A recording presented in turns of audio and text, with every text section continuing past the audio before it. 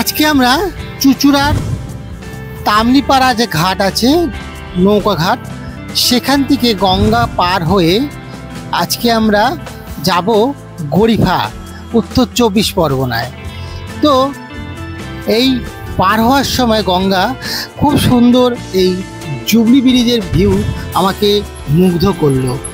দারুণ হাওয়া দিচ্ছে, একটা বৈকাল বেলায় খুব সুন্দরভাবে লাগছে এই জুবলি ব্রিজের দৃশ্য দেখতে।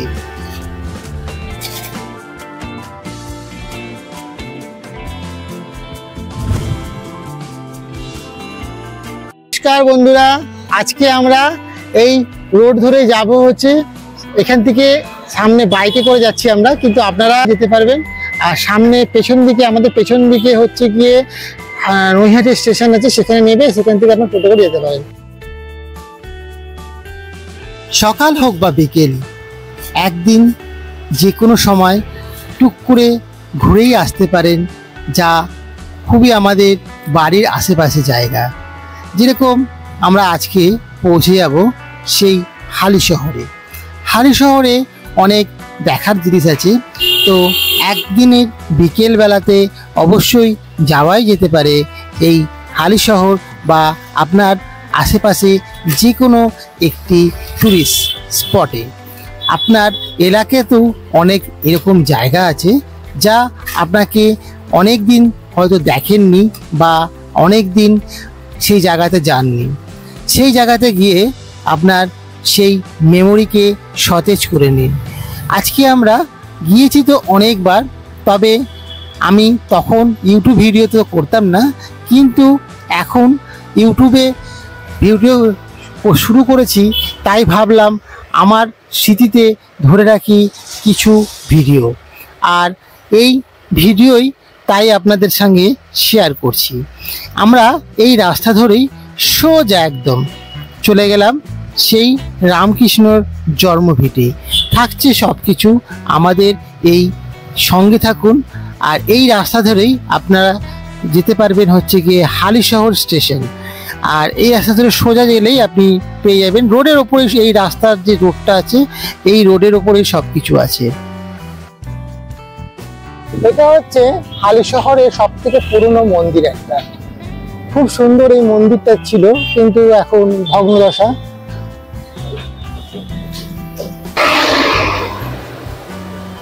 হালিশহর পৌরসভা ভবন, আর এখানেই দেখুন একটা সুন্দর হালিশহরের যে লেটার, দারুণ এই সুন্দর একটা হালিশহর লেখাটা খুব ভালো লাগছে দেখতে। ঝর্ণাটাও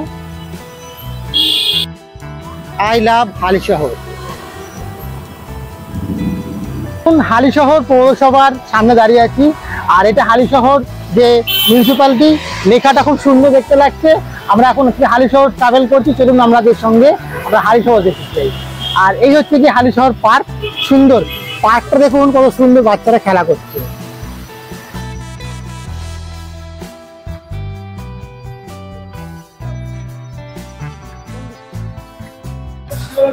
এই হালিশহর পৌরসভা রামপ্রসাদের ঘাট, এইখানেই রামপ্রসাদ মাকে নিয়ে বিলীন হয়ে গেছিলেন। মাকে বিসর্জন দিতে এসে তিনি নিজে বিলীন হয়ে গেছিলেন এই গঙ্গার ঘাটে। তিনি একটি শ্যামা সঙ্গীত গাইতে গাইতে এই ঘাটেই বিলীন হয়ে গেছিলেন। সেই গানটি হচ্ছে ডুবু দে রে মা, কালী বলে ডুব দে রে মন, কালী বলে।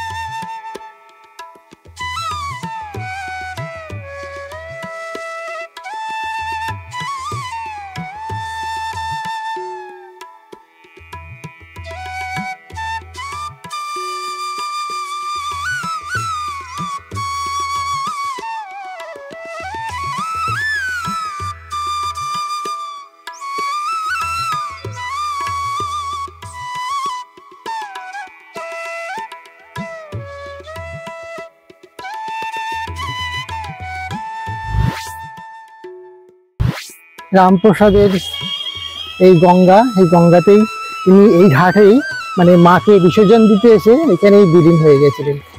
দেখতে পাচ্ছেন এই গঙ্গার জল খুব সুন্দর চলে।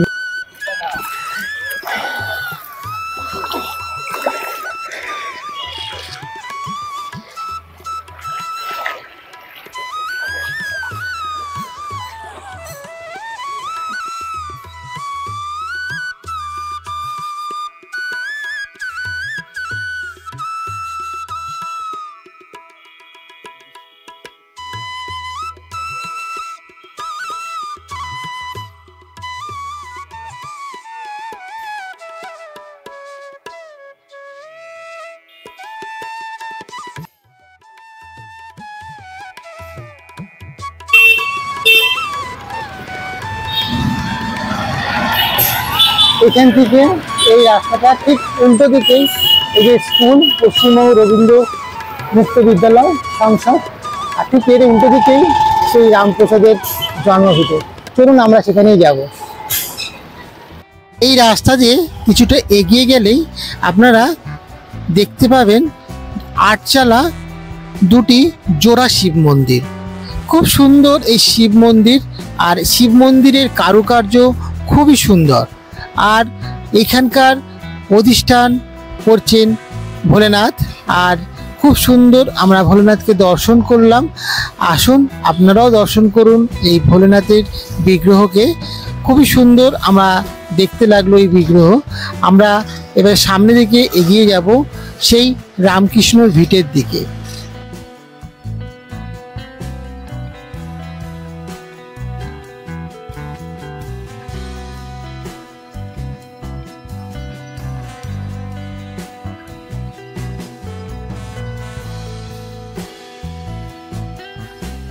এখানে হচ্ছে গিয়ে শ্রী রামকৃষ্ণদেবের ধ্যান কেন্দ্র এখানে আছে জন্মভূতে। তো ওইখানে আমরা এসেছি, ভেতরে বেশি ছবি তোলা যাচ্ছে না, তাই অল্প ছবি তুলেছি। আর আমরা বাইরে দিয়েই আমাদের ভিডিওটা আপনাদের দেখাচ্ছি। তো কেমন লাগছে আপনারা অবশ্যই আপনারা কমেন্টে জানাবেন। আর এই হচ্ছে শ্রী রামকৃষ্ণদেবের জন্মভূতে। এটা হচ্ছে হালিশহর, উত্তর 24 পরগনা। আমরা চলে এলাম রামকৃষ্ণর বসতভিটে। প্রবেশদ্বারের সামনে একটি বিশাল সুন্দর ছবি আঁকা আছে, আর ঠিক ভেতরে ঢুকেই আপনারা দেখতে পাবেন একটি বট গাছ। এই বট গাছটির বয়স প্রায় 450 বছরেরও বেশি। এই বট গাছের নিচে বসেই কালী সাধক শ্রী রামপ্রসাদ সাধনা করতেন। এটি হলো রামপ্রসাদের পঞ্চবটীর সাধনার ধ্যান কেন্দ্র। রামপ্রসাদের লেখা কিছু শ্যামা সঙ্গীতের মধ্যে অন্যতম হল ডুব দে রে মা মন কালী বলে। বর্তমানে এই নাট মন্দিরটি আপনারা দেখতে পাচ্ছেন। এই নাট মন্দিরে যে মা অধিষ্ঠিত, মা প্রসাদময়ী জগতেশ্বরী কালী। এই বিগ্রহটি আসামের তেজপুরের জমিদার এই বিগ্রহটি 1364 সনে রামপ্রসাদ বসতভিটকে প্রতিষ্ঠান করেন।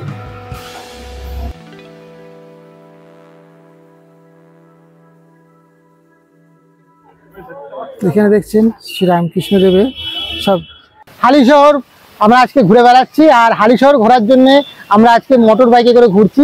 খুব সুন্দর, আপনারা কাছাকাছি থাকলে মোটর বাইকে করতে পারে আসতে পারেন, অথবা আপনারা হালিশহর স্টেশনেও আসতে পারেন। হালিশহর স্টেশনে এসেও আপনারা হালিশহর ভ্রমণ করতে পারেন, খুব ভালো লাগবে। আসুন তাহলে আমরা ঘুরে বেড়াই এই হালিশহর। চলুন এই হালিশহর পার্কটা আপনাদের ঘুরে দেখাই। আর হালিশহর পার্কটা এত সুন্দরভাবে তৈরি করে তার জন্য হালিশহর পৌরসভাকে জানাই অনেক অনেক ধন্যবাদ। চলুন আমাদের ট্রাভেল ব্লগের তরফ থেকে আপনাদের দেখুন, এখানে বাচ্চারা প্রচুর আছে, ছোট বাচ্চারা সবাই এই পার্কে খেলা করছে। আশা করি আপনারা কিছু বাচ্চাদের নিয়ে আসলে এটা ভালো লাগবে।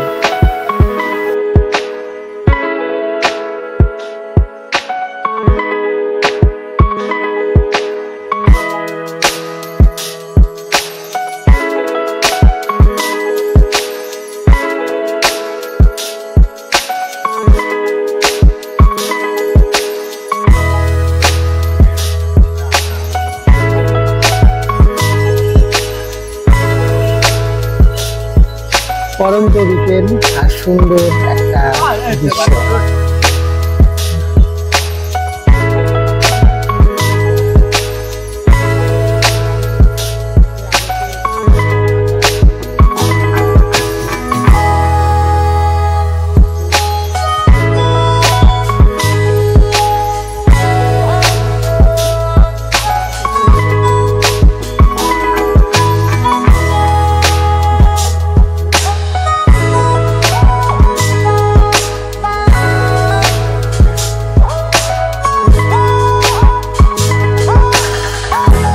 এখানে আপনাদের খিদে পেয়ে গেলে রেস্টুরেন্টে যাচ্ছে, এসে রেস্টুরেন্টে থাকতে খেতে পারেন। আর এটা হচ্ছে বিপিন বিহারী গাঙ্গুলি স্ট্রিট, হালিশহর পৌরসভা। এটা খুব সুন্দরভাবে ডিজাইন করেছে পার্কে। আর এত সুন্দর আমরা আজকে হালিশহর ঘুরে বেড়াচ্ছি। একদিনে ট্যুর হালিশহর খুব ভালো লাগবে, আপনারা আসুন। আর এখানকার ইতিহাস আপনাদের সব কিছু থাকবে এই ভিডিওতে, আমাদের সঙ্গে থাকবে। হালিশহর পর্যটনে শ্রীরামকৃষ্ণ প্রসাদ, ঘোষপাড়া রোড, শিব মন্দির, পুরো শিব মন্দির, মহাশ্মশান ঘাট যেটা আছে হালিশহর মহাশ্মশান ঘাটে, এখানে আসাম বঙ্গীয় সারস্বত মঠ, গৌড়ীয় মঠ।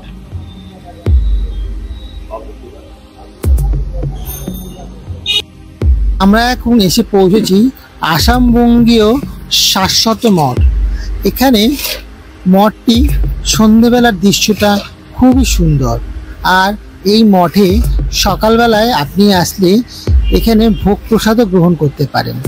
অবশ্যই সকালবেলা 9টার মধ্যে এসে এখানে ভোগ প্রসাদের কুপন কেটে নেবেন। তারপরে আপনারা হালিশহর ভ্রমণ করে আবার দুপুরবেলা 12:45 থেকে 1টার মধ্যে এসে প্রসাদ গ্রহণ করতে পারেন। আবার সন্ধ্যেবেলা এখানে বেশ সন্ধ্যা আরতি হয়, সেটাও আপনাদের সঙ্গে শেয়ার করলাম। কেমন লাগলো আপনারা অবশ্যই জানাবেন। এখানে বিভিন্ন মহাপুরুষদের ছবি, আর ভেতরের মঠটি খুব সুন্দর, শান্ত পরিবেশ, আমার তো খুব ভালো লেগেছে।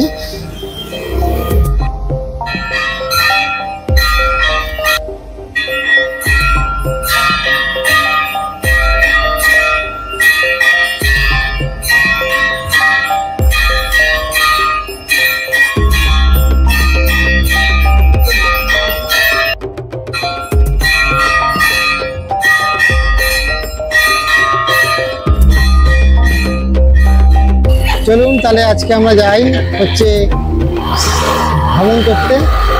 চলুন ঘুরে আসি।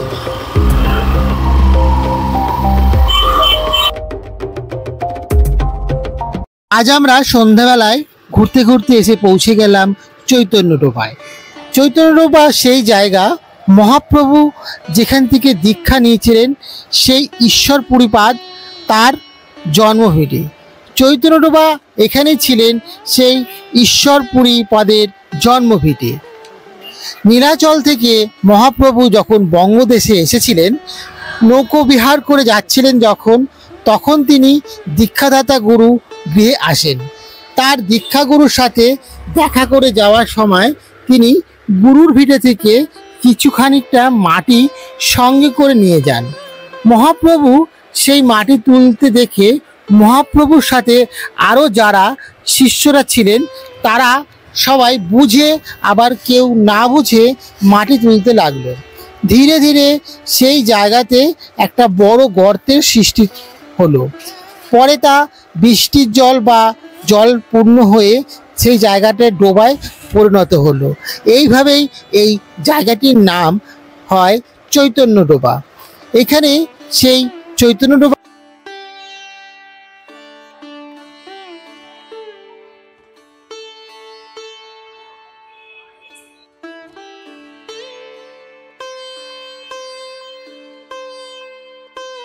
চৈতন্য ডোবা থেকে খানিকটা এগিয়ে গিয়েই দেখা মিলে একটি সুন্দর সৎসঙ্গের, আর এটা হচ্ছে গিয়ে অনুকূল ঠাকুরের একটি মন্দির।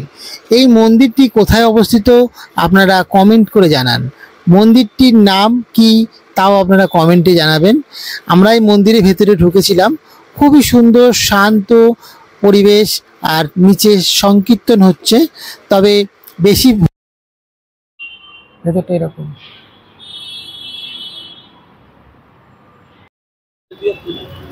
খুব সুন্দর একটা স্ট্যাচু, হালিশহর পর্যটন।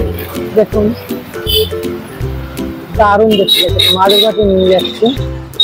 এখন কোনো শরৎকাল না বসন্তকাল নয়, কিন্তু স্ট্যাচু।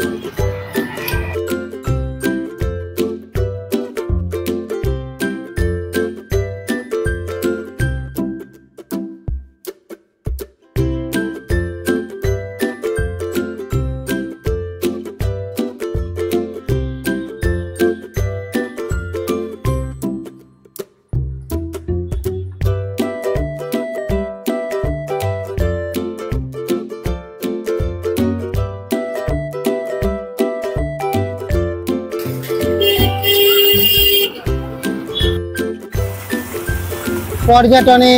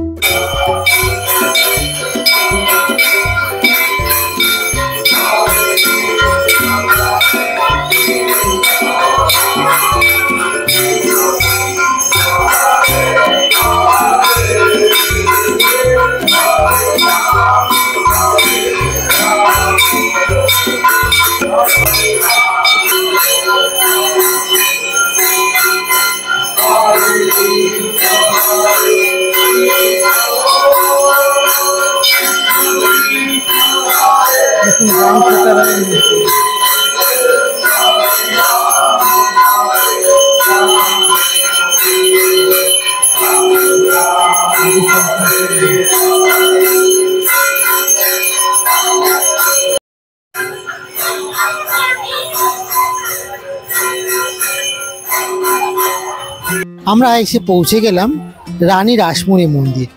এই মন্দিরটি অনেকটা দেখতে দক্ষিণেশ্বর কালী মন্দিরের মতন। এই মন্দিরে মায়ের খুব সুন্দর একটা রূপ আমরা দর্শন করলাম, আপনাদের সঙ্গেও এই মায়ের রূপকে শেয়ার করলাম।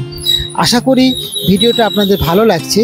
আর এখানে হচ্ছে গিয়ে আসতে হলে আপনাদের আসতে হবে কাঁচরাপাড়া যে বাগমোড় আছে, যেদিকে গঙ্গার দিকে রাস্তাটা চলে গেছে, সেই বাগমোড় থেকে সোজা যে রাস্তাটা বাগমোড় দিকে থেকে একদম গঙ্গার দিকে যে রাস্তা চলে গেছে, সোজা সেই রাস্তা ধরে চলে আসুন রাসমণি মন্দির। এখানে মায়ের রূপ খুব সুন্দর।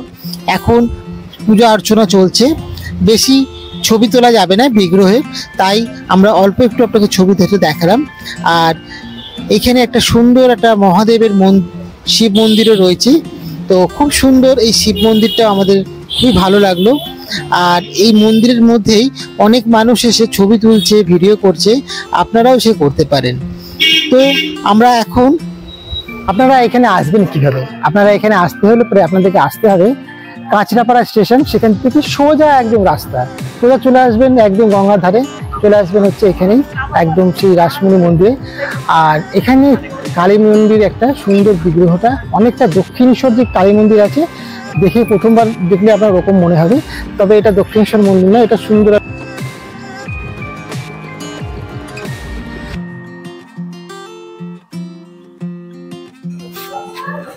আপনারা যদি প্রসাদ নিতে চান তো এখানে এসে আপনারা কল করবেন এই নাম্বারে, আর প্রসাদ নেবার এখানে বুকিং আছে, প্রসেস আপনারা জেনে নেবেন, ফোন করে জেনে নেবেন। এখানে এই আশ্রমে যোগাযোগ করতে পারেন। তো জল ফুচকা সব ফুচকাই পাওয়া যায়। এই একটা ফুচকা গ্রাম, এখানে একটা ফুচকা, শুধু ফুচকারই দোকান এখানে।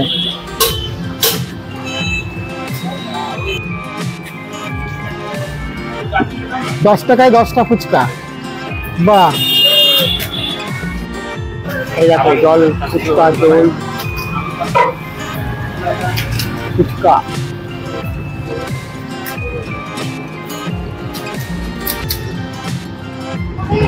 এখন ৳10 10টা ফুচকা পাওয়া যায়, খুব সুন্দর খেতে লাগছে। আমরা যখন চলেছি ফুচকা গ্রামে ফুচকা খাচ্ছি।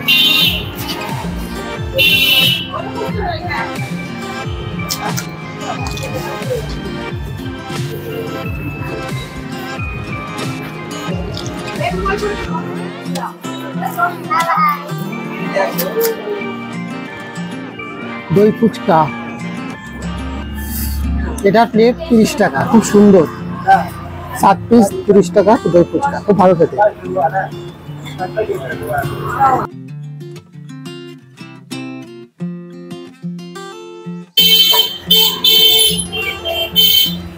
এই দই ফুচকা খাচ্ছে, কেমন খেতে খেয়ে বলছি।